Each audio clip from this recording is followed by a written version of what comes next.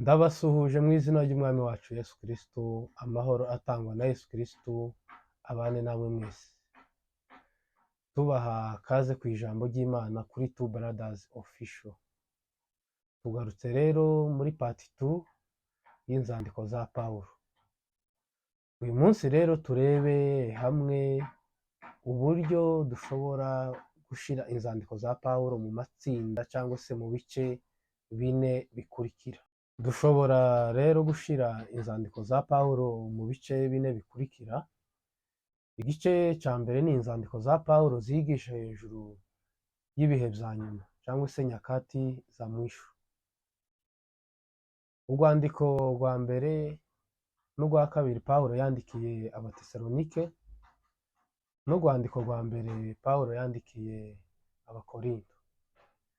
Izi nzandiko zigamije cyane cyane kwigisha ibizaba mu bihe by'imperuka, kandi muri izi nzandiko dusangamo ibisubizo byo kuzamurwa kw'abatoranyijwe cyangwa se kuzamurwa kw'ikanisa.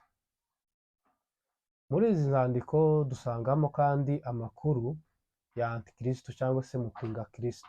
Muri izi nzandiko kandi dusangamo amakuru yo kuzamuka kw'abasinziriye cyangwa se abasinziranye ibyiringiro. Urwandiko rwa mbere Pawulo yandikiye Abakorinto igice cyaho cya 15 cyose, n'urwandiko Pawulo yandikiye Abatesalonike urwandiko rwa kabiri ibice bibiri umurongo wa 6 kugeza ku murongo wa 10.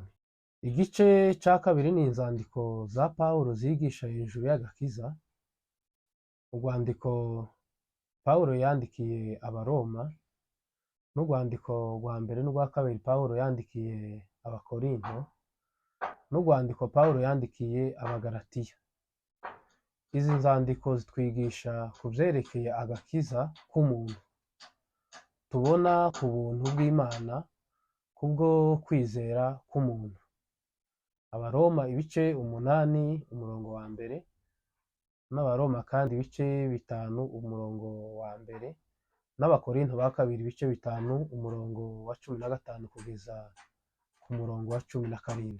Igice cya gatatu ni inzandiko Pawulo yanditse ari muri gereza zigisha hejuru ya Yesu Kristo.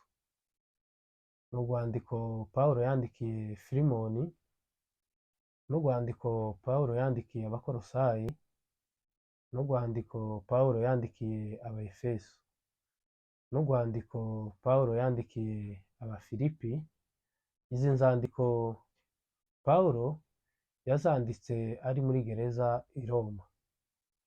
Filimoni igice cya mbere umurongo wa mbere, n'Abafilipi igice cya mbere umurongo wa 7 urahasanga amakuru y'izi nzandiko. Igice cya kane ni inzandiko za Pawulo zigisha hejuru y'abungeri cyangwa se abashumba. Urwandiko rwa mbere n'urwa kabiri Pawulo yandikiye Timoteyo, n'urwandiko Pawulo yandikiye Tito.